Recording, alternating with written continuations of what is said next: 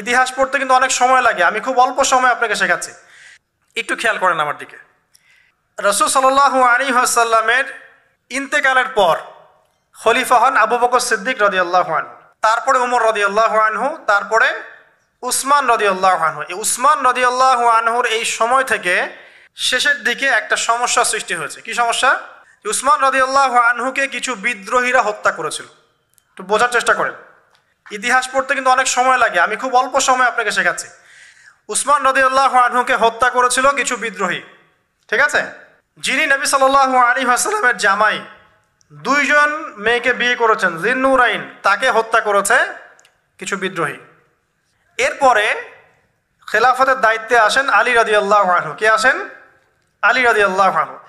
আলী রাদিয়াল্লাহু আনহু দায়িত্ব নেন এই মক্কা মদিনা এই জায়গাটুকুর উপরে, তার হাতে সাহাবায়ে কেরাম বায়াত করেন। কিন্তু ওই দিক বলতে বোঝাচ্ছি সিরিয়া, শামের দিকে, সেদিকের গভর্নর ছিলেন মুয়াবিয়া রাদিয়াল্লাহু আনহু। কি নাম? মুয়াবিয়া রাদিয়াল্লাহু আনহু। তিনিও কিন্তু একজন বড় মাপের সাহাবী, ঠিক আছে? তো মুয়াবিয়া রাদিয়াল্লাহু আনহু সেখানে নিজে সেখানকার খেলাফতের দাবি করেন। আলী রাদিয়াল্লাহু আনহুর হাতে বায়াত তিনি করেননি। আলী রাদিয়াল্লাহু আনহুকে বারবার একটা বিষয়ের চাপ দেওয়া হচ্ছিল যে ওসমান রাদিয়াল্লাহু আনহু শাহাদাতের আগে বিচার করতে হবে, হত্যাকারীর বিচার করতে হবে। তো এখানে একটা দ্বন্দ্ব, মানে একটা পলিটিক্যাল দ্বন্দ্ব সৃষ্টি হলো। ওইদিকে মুয়াবিয়া রাদিয়াল্লাহু আনহু তিনি খেলাফতের দাবিদার হয়ে উঠলেন, এদিকে সাহাবায়ে কেরাম সহ অনেকেই আলী রাদিয়াল্লাহু আনহুর কাছে বায়াত করলেন। তো এর ফলশ্রুতিতে দেখা যায় আলী রাদিয়াল্লাহু আনহু তার রাজধানীটাকে কুফায় নিয়ে যান, ইরাকের কুফায়। তো ইহুদিদের ইন্ধনের ফলে এক পর্যায়ে দেখা যায় যে আলী রাদিয়াল্লাহু আনহুর এক পক্ষ এবং একদিকে মুয়াবিয়া রাদিয়াল্লাহু আনহুর এক পক্ষ, তারা একটা মানে অনাকাঙ্ক্ষিত যুদ্ধের দিকে চলে যান, ঠিক আছে? এই যুদ্ধটাকে বলা হয় সিফফিনের যুদ্ধ। কিসের যুদ্ধ? সিফফিনের যুদ্ধ। এটা সংঘটিত হয়েছে 37 হিজরিতে। কত হিজরি? 37। এর আগের বছর আবার উটের যুদ্ধ হয়েছে, জঙ্গে জামাল। তারপরের বছর এই সিফফিনের যুদ্ধ। সিফফিনের যুদ্ধে আলী রাদিয়াল্লাহু আনহু বিজয় লাভ করেই ফেলেছিলেন। এই সময় মুয়াবিয়া রাদিয়াল্লাহু আনহুর দলের মধ্যে আমর ইবনে আস রাদিয়াল্লাহু আনহু তিনি বলছেন যে কোরআন ফয়সালা করবে। কোরআন ফয়সালা করবে, এটাকে কেন্দ্র করে একটা তৃতীয় পক্ষ নির্ধারণ করা হয়, যেটাকে আমরা সালেস বলি। যে মুয়াবিয়া রাদিয়াল্লাহু আনহুর পক্ষে একজন, তার নাম আমর ইবনে আস রাদিয়াল্লাহু আনহু, এবং আলী রাদিয়াল্লাহু আনহুর পক্ষে একজন, তার নাম হচ্ছে আবু মুসা আশআরী রাদিয়াল্লাহু আনহু। তারা গিয়ে একটা তৃতীয় পক্ষ করে মীমাংসা করতে চাচ্ছেন যে আমরা কেউ যুদ্ধ চাই না, আমরা ভাই ভাই, আমরা সবাই মুসলিম উম্মার ঐক্যের খাতিরে এখানে একটা সলিউশনে আসব। তো সলিউশনে একটা আশা হচ্ছিল যে ঠিক আছে উভয়েই পদত্যাগ করবে, নতুন খলিফা নেওয়া হবে, ঠিক আছে? তো এরকম একটা কথা চলছিল। কিন্তু মুয়াবিয়া রাদিয়াল্লাহু আনহু তিনি তার যে মানে দাবি, এটা ছাড়তে চাচ্ছেন না। এইদিকে আলী রাদিয়াল্লাহু আনহু দলের মধ্যে কিছু মানুষ, প্রায় 12,000, তারা এই দল থেকে বের হয়ে গেল যে আমরা আলীকেও মানি না রাদিয়াল্লাহু আনহু, মুয়াবিয়াকেও মানি না রাদিয়াল্লাহু আনহু, এই আমর ইবনে আসকেও মানি না রাদিয়াল্লাহু আনহু, এবং এই আবু মুসা আশআরী তাকেও মানি না, আমরা কাউকেই মানি না। এবং এদেরকে বলা হয় খারেজি। কি বলা হয়? খারেজি। তারা এইখান থেকে দল থেকে বের হয়ে গেলেন। শুধু তাই না, তারা ফতোয়াও দিল যে আলী এবং মুয়াবিয়া এবং আমর ইবনে আস, আবু মুসা আশআরী সবাই কাফের, নাউজুবিল্লাহ। কারণ কি? কারণ হচ্ছে তারা আল্লাহর বিধান দ্বারা বিচার ফয়সালা করছে না, মানুষের মত তারা গ্রহণ করছে। মানে ওদের উদ্ভট যুক্তি আর কি, তারা আল্লাহর কিতাব দিয়ে ফয়সালা করছে না, বরং মানুষের রায় গ্রহণ করছে। এটা একটা খোরা যুক্তি ছিল। তো আলী রাদিয়াল্লাহু আনহু এদেরকে দমন করলেন। নহরওয়ান নামক জায়গায় তাদের সাথে যুদ্ধ হলো, এবং এই যুদ্ধে আলী রাদিয়াল্লাহু আনহু জয়লাভ করলেন। সিফফিনের যুদ্ধটা হয়ে গেল। এখন দেখেন দুইটা পক্ষ পাচ্ছেন আপনি এখানে, আলী রাদিয়াল্লাহু আনহু একটা পক্ষ, একটা কার? মুয়াবিয়া রাদিয়াল্লাহু আনহুর পক্ষ। এখন এই যে খারাজিরা বের হয়ে গেল, এখন তো দেখা যায় যে কিছু কিছু শব্দ বললে মানুষ খারেজি ট্যাগ দিয়ে দেয় না। দেখেন এই খারেজি আকিদার সাথে কিন্তু আসলে পলিটিক্যাল সমালোচনার কোনো সম্পর্ক নেই। যদি খারেজি আকিদার সাথে পলিটিক্যাল সমালোচনার সম্পর্ক থাকতো তাহলে তো মুয়াবিয়া রাদিয়াল্লাহু আনহু এবং তার অনুসারীদেরকেও খারেজি বলতো। আলী রাদিয়াল্লাহু আনহুর খেলাফত তো এটা মানছেন না, কথা বুঝতে পারছেন? পলিটিক্যাল দ্বন্দ্বের সাথে, পলিটিক্যাল সমালোচনার সাথে কিন্তু খারেজি বা খাওয়ারিজম মতবাদটা আসলে জড়িত না। এটা কার সাথে জড়িত? ওই যে একদিন বলেছিলাম, খারেজিরা মনে করে কবিরা গুনাহ করলে কোনো ব্যক্তি কি হয়ে যায়? কাফের হয়ে যায়।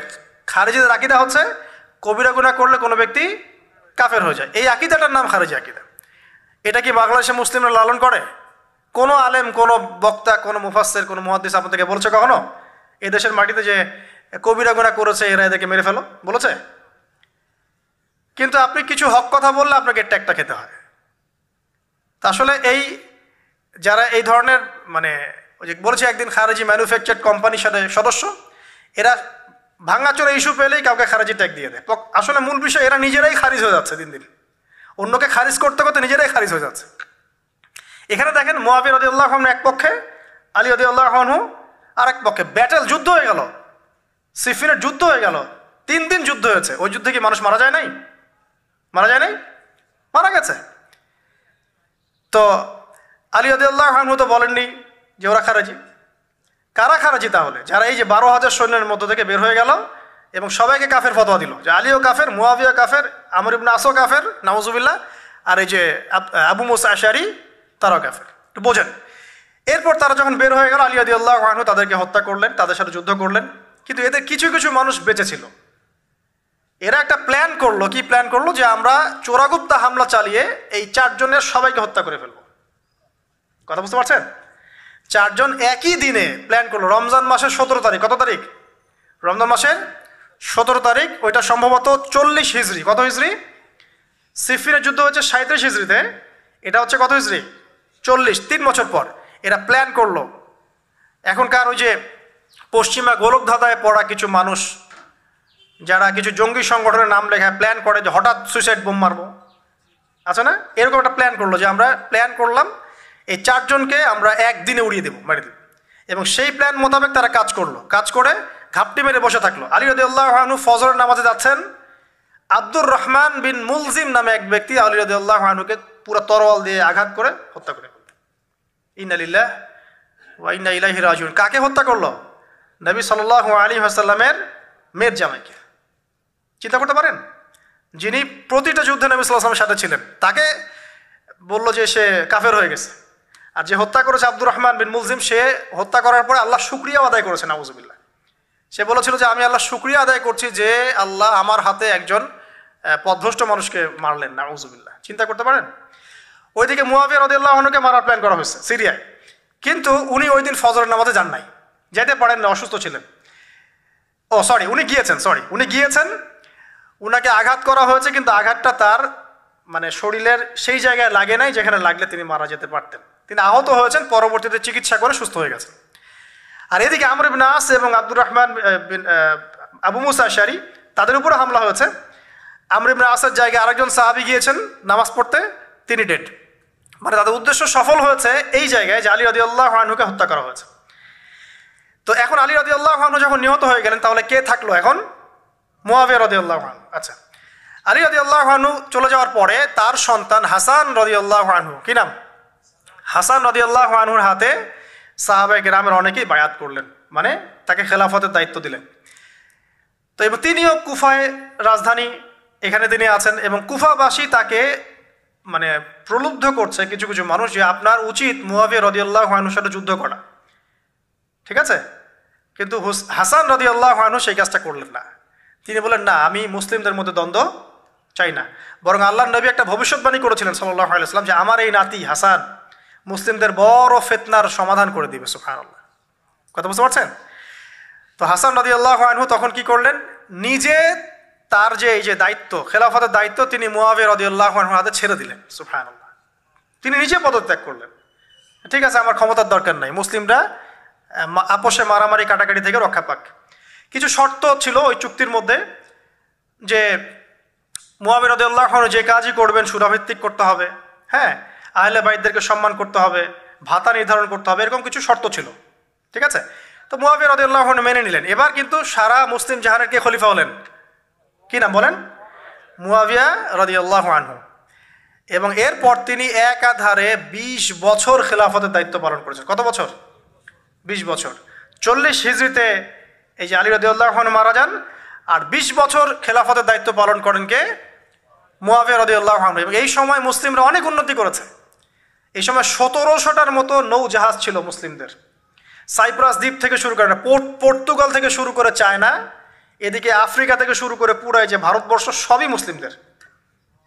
চিন্তা করতে পারেন, পুরো বিশাল অর্ধবিশ্বের চেয়ে বড় জায়গায় শুধুমাত্র মুসলিমদের, এবং তিনি ওটাকে শাসন করছেন। কে শাসন করছেন? মুয়াবিয়া রাদিয়াল্লাহু আনহু। ঠিক আছে, এবার টার্নিং পয়েন্ট। এবার মুয়াবিয়া রাদিয়াল্লাহু আনহু ইন্তেকাল করলেন 60 হিজরিতে। ঠিক আছে, আর এদিকে হাসান রাদিয়াল্লাহু আনহু ইন্তেকাল করেছিলেন 49 হিজরিতে। ইন্তেকালের সময় তিনি তার পরবর্তী দায়িত্বশীল নির্ধারণ করে গেলেন বা নিয়োগ করে গেলেন তার পুত্র ইয়েজিদকে। কাকে? ইয়েজিদকে।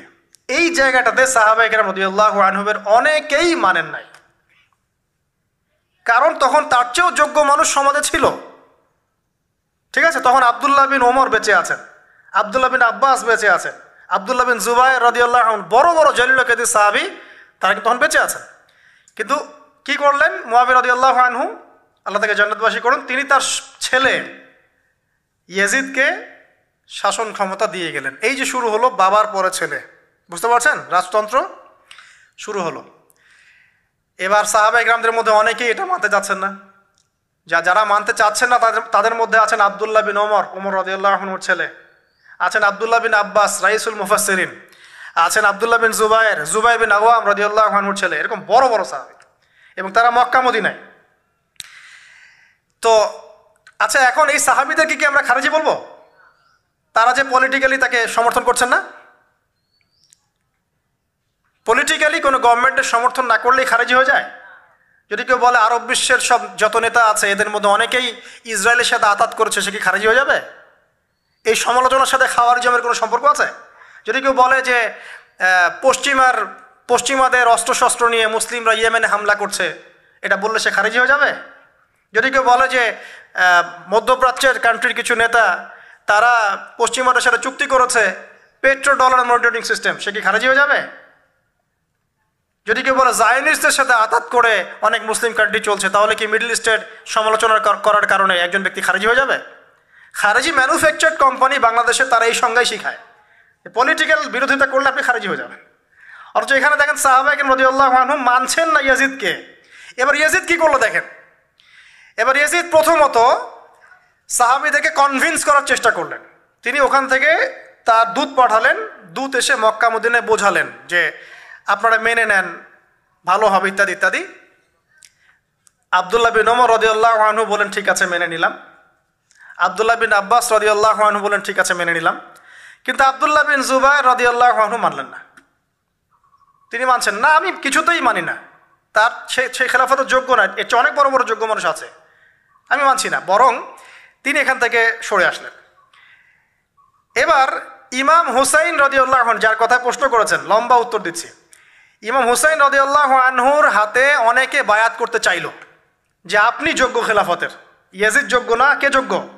আপনি যোগ্য। এবং তার হাতে কুফাবাসী বায়াত করতে চাচ্ছে, তাকে ডাকছে আপনি মক্কা থেকে চলে আসেন কুফায়। কুফা কোথায়?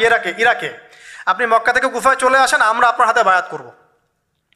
এবার হুসাইন রাদিয়াল্লাহু আনহু সপরিবারে, তার পরিবার আহলে বাইত সবাই নবীর পরিবারের সদস্য, চিন্তা করেন, নবীর পরিবারের প্রায় 80 জন সদস্য। কতজন? তারা এই যে বের হলেন, যাচ্ছেন কোথায়? কুফায়। এবার ওই ইয়াজিদের নিয়োজিত যে গভর্নর ছিল ইরাকের কুফায়, তার নাম আব্দুল্লাহ বিন জিয়াদ। কি নাম? আব্দুল্লাহ বিন জিয়াদ। আব্দুল্লাহ বিন জিয়াদ সে একটা সেনাবাহিনী পাঠালো। সেনাবাহিনীতে সদস্য ছিল 4000। কতজন? 4000। এই 4000 সেনাবাহিনী নিয়ে আব্দুল্লাহ বিন জিয়াদের যে কমান্ডার, তার নাম সম্ভবত আমের বিন, প্রথমে আমের বা ওমর আছে, উমর বিন সাদ এরকম কিছু একটা, সে আহলে বাইতদেরকে ঘিরে ফেললো। কাকে ঘিরে ফেললো? ইমাম হুসাইন রাদিয়াল্লাহু আনহু, তার ছোট ছোট বাচ্চা কাচ্চা, তার স্ত্রী সন্তান এবং আহলে বাইতের সদস্য যারা। আহলে বাইত মানে বোঝেন তো, নবীর পরিবারের সদস্য। এবার হুসাইন রাদিয়াল্লাহু আনহু যুদ্ধ চাচ্ছেন না, তিনি যুদ্ধ চাচ্ছেন না। তিনি বলছেন যে আমাকে 3টার যে কোনো একটা পথ বেছে নিতে দাও, আমি তোমাদের সাথে যুদ্ধ করতে চাই না। 1 নাম্বার, আমাকে সরাসরি ইয়াজিদের সাথে সাক্ষাৎ করতে দাও, আমি ওর সাথে কথা বলে সলভ করব, প্রবলেম কি। 2 নাম্বার, আমাকে পথ ছেড়ে দাও, আমি চলে যাই কোনো সীমান্তবর্তী এলাকায়, সেখানে কাফেরদের সাথে যুদ্ধ করব, জিহাদ করব, সেখানে মারা যাবো, শহীদ হব। অথবা আমাকে নিরাপদে আমাকে মদিনায় ফেরত পাঠাও। তার 3টা যুক্তি কি যৌক্তিক ছিল না? তিনি কে? নবী সাল্লাল্লাহু আলাইহি ওয়াসাল্লামের নাতি, যাকে কোলে নিয়ে নবী সাল্লাল্লাহু আলাইহি ওয়াসাল্লাম অনেক সময় খুতবা দিয়েছেন, নামাজ পড়েছেন, চুমু খেয়েছেন। ফাতিমা রাদিয়াল্লাহু আনহার নয়নমণি, চিন্তা করতে পারেন, এবং যিনি জান্নাতের যুবকদের সর্দার হবেন। কিন্তু এই যে আব্দুল্লাহ বিন জিয়াদের যে সেনাবাহিনী, হুসাইন রাদিয়াল্লাহু আনহুর আর্তনাদ শুনল না। 4000 সৈন্য মিলে 80 জনকে কেটে টুকরা টুকরা করে ফেলেছে। একজন শুধু বেঁচে ছিল, তার নাম জয়নুল আবেদিন। কি নাম? জয়নুল আবেদিন। তিনি একজন বেঁচে ছিলেন, বাকি সবাইকে হত্যা করা হয়েছে। 79 জন আহলে বাইতের সদস্যকে হত্যা করা হয়েছে। খারেজি ম্যানুফ্যাকচার কোম্পানি কিন্তু এদেরকে খারেজি বলছে না, যারা হুসাইন রাদিয়াল্লাহু আনহুকে হত্যা করেছে। আপনি মিডল ইস্টের সমালোচনা করলে খারিজি হয়ে যাবে, ওদের শেকড়টা চিনেন এখনো। অথচ ওরাই কিন্তু ব্রিটেনের সাথে হাত মিলিয়ে তুর্কিদের বিরুদ্ধে বিদ্রোহ করে ক্ষমতা দখল করেছে, জানেন? 1916 সালে 1916 এরাই ব্রিটেনের সাথে হাত মিলিয়ে তুর্কিদের, অটোম্যানদের বিরুদ্ধে বিদ্রোহ করে, সশস্ত্র বিদ্রোহ করে ক্ষমতা দখল করেছে। ওরা খারাজি হয়ে যায়নি। পড়েন, পড়লে জানবেন সত্য কী জিনিস। এবার আসেন মূল পয়েন্টে আসি। এবার যে হত্যা করেছে ইমাম হুসাইন রাদিয়াল্লাহু আনহুকে, সে বর্ষার আগা পর্যন্ত, বর্ষার মাথায় হুসাইন রাদিয়াল্লাহু আনহুর মস্তক উঠিয়ে ধরে এটাকে নিয়ে ইয়েজিদের কাছে গিয়েছেন। আউযুবিল্লাহ। চিন্তা করতে পারেন, ইয়েজিদ যদিও বা এটার আদেশ কিন্তু করে নাই, সে ওই মস্তক দেখে আটকে উঠেছিল। এটা তুমি কি করছো? আমি তো এটা করতে তোমাকে বলি নাই, কিন্তু ওবায়দুল্লাহ বিন জিয়াদ এই কাজটা করেছে। এখানে আমরা ইয়েজিদকে নিষ্পাপ বলতে পারি না, বিকজ একজন শাসকের আন্ডারে যখন কোনো ক্রাইম হবে, এর একটা দায়ভার তো তার উপর পড়বেই। যদি এটা মেনে নেই যে সেখানে টেকনোলজি ছিল না, অনেক দূরের পথ, খবর পাওয়া যায় নাই, সেটা অন্য ইস্যু হতে পারে, কিন্তু পরের ঘটনাগুলো আমাদেরকে অন্যদিকে নিয়ে যাবে। মনে রাখেন, এই ঘটনাটা হৃদয় বিদারক। এটা হচ্ছে এই 10ই মুহররমের একটা হৃদয় বিদারক ঘটনা। এটা ঘটেছে কত সালে? 62 হিজরিতে। কত হিজরিতে? 62 হিজরিতে, 62 বা 61 আর কি। তো দেখেন, নবী সাল্লাল্লাহু আলাইহি ওয়াসাল্লামের ইন্তেকালের 50 বছর পরে এই কারবালার ঘটনা, এই ঘটনাটা কাকতালীয়ভাবে 10ই মুহররমে ঘটে গেছে। তা আমরা মনে করি যে এটার স্মরণে আমরা আজকের সওম রাখি, আসলে এটার স্মরণে নয়, ওই নাজাতে মূসার স্মরণে রাখতে হবে। ঠিক আছে, এবার শেষ করি আমি। এই ঘটনার পরিপ্রেক্ষিতে ইয়েজিদের বিরুদ্ধে মক্কা মদিনার প্রায় সব মানুষ প্রচণ্ড ক্ষেপে গেল। স্বাভাবিক, আহলে বাইতের সদস্যদেরকে আপনার আন্ডারে হত্যা করা হতে পারে, এটা কী ধরনের কথা? এবার আর সাহাবায়ে কেরাম কিছুতেই তার শাসনটা মানছেন না। স্বাভাবিক না? স্বাভাবিক। এবার ইয়েজিদ কি করলো? আমি এই জায়গায় বলি যে সে যদি ওই ভুল থেকে শিক্ষা নিত, সে যদি এই ভুলটা থেকে শিক্ষা নিত, পরের কাজগুলো সে করতো না কখনোই।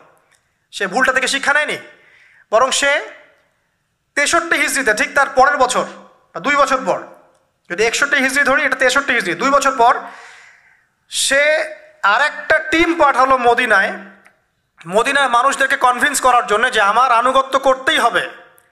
এবার মদিনার মানুষ যারা ছিল, এরা কিছুতেই তার আনুগত্য মানল না। এবার সে যাকে পাঠিয়েছে তার নাম মুসলিম বিন উকবা। মুসলিম বিন উকবাকে তিনি পাঠালেন, মদিনাবাসীকে কন্ট্রোল করো, তারা তো আমার নিয়ন্ত্রণের বাইরে। এবার মদিনাবাসী তার কথা শুনছে না, তার কথা মানছেও না। তো 61 হিজরির এই হৃদয় বিদারক ঘটনার পরে 2 বছর পরে 63 হিজরিতে ইয়াজিদ পাঠালেন মুসলিম বিন উকবাকে প্রায় 10,000 সৈন্য দিয়ে। কত হাজার? প্রায় 10,000 সৈন্য দিয়ে পাঠালেন মদিনাবাসীকে কন্ট্রোল করার জন্য। তো কারবালা ঘটনা বুঝলেন, এই 61 হিজরিতে এই কারবালা ঘটনা ঘটে, যেটা স্মরণে অনেকে রোজা রেখে থাকে সমাজে। আসলে এটা স্মরণে নয়, নাজাতে মূসার স্মরণে রাখতে হবে ইনশাআল্লাহ তাআলা। আল্লাহ পাক তৌফিক দান করুন, আমিন। এরপর মদিনাবাসী আর মক্কাবাসী এই যে ইয়াজিদের বিরুদ্ধে খেপে গেল, তারা কিছুতেই তার আনুগত্য মানবে না, কিন্তু ইয়াজিদ চাপ প্রয়োগ করতে লাগলো। এক পর্যায়ে সেই যে মুসলিম বিন উকবাকে পাঠালো 10,000 সৈন্য দিয়ে মদিনায়। 3 দিন সে মদিনা অবরোধ করে রাখলো, সবাইকে বলল যে ইয়াজিদের আনুগত্য করতে হবে, অন্যথায় তোমাদের উপর হামলা করা হবে। নবীর শহরে মুসলিম বিন উকবার নেতৃত্বে পিছনে ইয়াজিদ ছিল। ইয়াজিদের শাসন আমলে মুসলিম বিন উকবার নেতৃত্বে 63 হিজরিতে 3 দিন মদিনায় ম্যাসাকার চালানো হয়েছে। মদিনার মানুষকে হত্যা করা হয়েছে, মদিনার মানুষ সাহসিকতার সাথে যুদ্ধ করেছে, ডিফেন্ড করেছে, তাদেরকে হত্যা করা হয়েছে, মদিনা লুটপাট করা হয়েছে, ধ্বংসযজ্ঞ চালানো হয়েছে, হাজার হাজার মানুষ মারা গেছে। এখন আমাকে বলেন, এই যে মদিনার যে মানুষগুলো এই মুসলিম বিন উকবার সেনাবাহিনীর বিরুদ্ধে দাঁড়িয়েছিল, এরা কি খারেজি ছিল? ওরা যে শাসকের বিরুদ্ধে যুদ্ধ করলো? উত্তর দেন। এই খারেজি ম্যানুফ্যাকচার কোম্পানিকে বলেন, উত্তর দিতে বলেন। মুসলিম বিন উকবার নেতৃত্বে যে বাহিনী মদিনা আক্রমণ করলো আর মদিনাবাসী যে বীরত্বের সাথে ডিফেন্ড করলো, এখন কি মদিনার সব মানুষ খারেজি হয়ে গিয়েছিল? পলিটিক্যাল দ্বন্দ্বের সাথে খাওয়ারিজমের কোনো সম্পর্ক আছে? মানুষকে কি বুঝায়? শুধু তাই না, এই সময়ে মক্কায় আব্দুল্লাহ বিন জিয়াদ রাদিয়াল্লাহু আনহু তিনিও তার বলয় গড়ে তুলেছেন, তার হাতে মানুষ বায়াত শুরু করেছে। আর ইয়েজিদকে মানুষ মানছে না, বলছে আব্দুল্লাহ বিন জুবাইর, তার হাতে আমরা খেলাফতের বায়াত করব। বহু মানুষ আব্দুল্লাহ বিন জুবাইর রাদিয়াল্লাহু আনহুর হাতে বায়াত করা শুরু করলেন এবং ইয়েজিদ এবার মদিনায় ধ্বংসযজ্ঞ চালানোর পর ঠিক ওই বছরেই, সেম বছরেই আরেকজন ব্যক্তি আছেন হুসাইন বিন নুমায়ের, তাকে কিছু সেনাবাহিনী দিয়ে পাঠালেন মক্কা আক্রমণ করতে। হুসাইন বিন নুমায়ের সেনাবাহিনী নিয়ে মক্কা আক্রমণ করলো। মক্কার কাবা ঘরের গিলাফে হামলা করা হয়েছে, মিনজানিক ছোড়া হয়েছে এবং মক্কাকে অবরোধ করে রাখা হয়েছে। তো মদিনায় হামলা চালানোর পর একই বছর ওই 63 হিজরিতেই, আর মদিনায় হামলার যে যুদ্ধটার নাম একটা আছে, এটা বলে দিই, যে মদিনায় যে ইয়াজিদের নেতৃত্বে মুসলিম বিন উকবা হামলা চালিয়েছিল, যখন মদিনাবাসী এটাকে ডিফেন্ড করেছে এবং মদিনা মানুষ মারা গেছে, অনেক শহীদ হয়েছেন, এই যুদ্ধের নাম হচ্ছে হাররার যুদ্ধ। কিসের যুদ্ধ? হাররার যুদ্ধ। এর ওই বছরেই ইয়াজিদের নেতৃত্বে আবারও মক্কায় আক্রমণ করা হয়েছে, যেখানে আব্দুল্লাহ বিন জুবাইর রাদিয়াল্লাহু আনহু তিনি খেলাফতের দায়িত্ব বায়াত গ্রহণ করছেন। সেখানেও মিনজানিক চালানো হয়েছে, হামলা চালানো হয়েছে, মক্কার কাবা ঘরের দেয়ালে পর্যন্ত মিনজানিকের গোলা লেগেছিল। মানুষ জানেই না কাবা ঘরে হামলা হয়েছে। এখন আব্দুল্লাহ বিন জুবাইর রাদিয়াল্লাহু আনহু, যিনি এই অন্যায়ের প্রতিবাদ করছেন মক্কায়, তিনি কি খারাজি নাকি বীর? কোনটা? সুবহানাল্লাহ। এটা হক কথা বললে মানুষকে খারাজি বলে, আর চাটুকারিতা করলে এদেরকে বীর বলে। সুবহানাল্লাহ। আব্দুল্লাহ বিন জুবাইর রাদিয়াল্লাহু আনহু সেখানে তার হাতে মানুষ বায়াত নেওয়া শুরু করলো। তবে এই হুসাইন বিন নুমায়ের সেখানে তাকে হত্যা করতে পারে নাই, বরং সে ফিরে যায়, কারণ ওই বছরে ইয়েজিদ মারা গিয়েছে। এটা আল্লাহ পাকের ফয়সালা। হয়তো মানুষ তার প্রতি প্রচণ্ড রুষ্ট ছিল, মানুষ দোয়া করেছে, মানুষ বদদোয়া করেছে, অনেক কিছুই করেছে, আল্লাহ পাক ওই বছরেই সে মারা যায় এবং সে খুব ব্যথিত ছিল শেষ বয়সে হুসাইন রাদিয়াল্লাহু আনহুর এই ঘটনাটা কেন্দ্র করে। আমরা দোয়া করি আল্লাহ পাক, যদি আল্লাহ পাক তার নিজ দয়ায় তাকে মাফ করতে পারেন, কোনো সুযোগ থাকে, আল্লাহ পাক তাকে মাফ করতে পারেন। তো আমরা পলিটিক্যালি এই ঘটনাগুলো সমালোচনা করতে পারি। হুসাইন রাদিয়াল্লাহু আনহুর হত্যাকাণ্ড কোনো সাধারণ ঘটনা ছিল না, হাররার যুদ্ধ কোনো সাধারণ ঘটনা ছিল না, আব্দুল্লাহ বিন জুবাইর রাদিয়াল্লাহু আনহুকে মক্কায় আক্রমণ করা কোনো সাধারণ ঘটনা ছিল না। এরপরে আব্দুল মালিক বিন মারওয়ান যখন ক্ষমতায় আসেন, তার প্রায় 10 বছরের পরে, তখন হাজ্জাজ বিন ইউসুফের নেতৃত্বে আবারও এই মক্কায় হামলা হয়েছে। এর নাম শুনেছেন? হাজ্জাজ বিন ইউসুফ। এবার এই হামলাতে আব্দুল্লাহ বিন জুবাইর রাদিয়াল্লাহু আনহু এবং তার অনুসারীদেরকে সবাইকে শহীদ করা হয়েছে। হাজ্জাজ বিন ইউসুফের প্রতিরোধ করার সময় আব্দুল্লাহ বিন জুবাইর এবং তার সাহাবাই, তার সঙ্গী সাথী, তার কি খারেজি ছিলেন? আব্দুল্লাহ বিন জুবাইর রাদিয়াল্লাহু আনহুকে হত্যা করে রৌদ্রের মধ্যে তার লাশটা ঝুলিয়ে রাখা হয়েছে। আব্দুল্লাহ বিন জুবাইর কি আপনাকে বলি? আব্দুল্লাহ বিন জুবাইর রাদিয়াল্লাহু আনহু জুবাইর বিন আওয়াম রাদিয়াল্লাহু আনহুর ছেলে। জুবাইর বিন আওয়াম কি আপনাকে বলি? জুবাইর বিন আওয়াম হচ্ছেন জান্নাতে 10 জন সার্টিফিকেট প্রাপ্ত সাহাবীর একজন। আব্দুল্লাহ বিন জুবাইর আসমা বিনতে আবু বকর রাদিয়াল্লাহু আনহুর সন্তান। আসমা বিনতে আবু বকরকে আপনাকে জানাই, আসমা বিনতে আবু বকর হচ্ছেন আবু বকর সিদ্দিক রাদিয়াল্লাহু আনহুর মেয়ে। জুবাইর বিন আওয়াম এবং আসমা বিন আবু বকর রাদিয়াল্লাহু আনহু, তাদের সন্তান হচ্ছেন আব্দুল্লাহ বিন জুবাইর রাদিয়াল্লাহু আনহু, যাকে এভাবে হাজ্জাজ বিন ইউসুফের সময় হত্যা করা হয়েছে মক্কায়।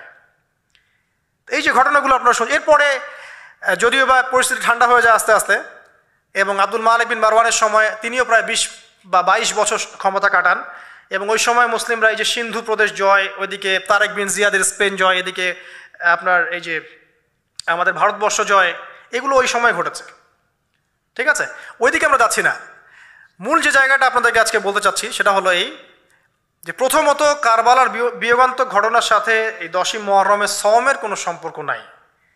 এটা নাজাতে মুসার সাথে সম্পৃক্ত, তবে এই হিস্ট্রিটা আপনার জানা থাকা উচিত, কিভাবে আবু বকর সিদ্দিক রাদিয়াল্লাহু আনহু থেকে এই আব্দুল্লাহ বিন জুবাইর রাদিয়াল্লাহু আনহু শাহাদাত পর্যন্ত ঘটনাগুলো ঘটলো। আল্লাহ পাক আমাদের সবাইকে এই ঘটনাগুলো থেকে শিক্ষা নেওয়ার তৌফিক দান করুন।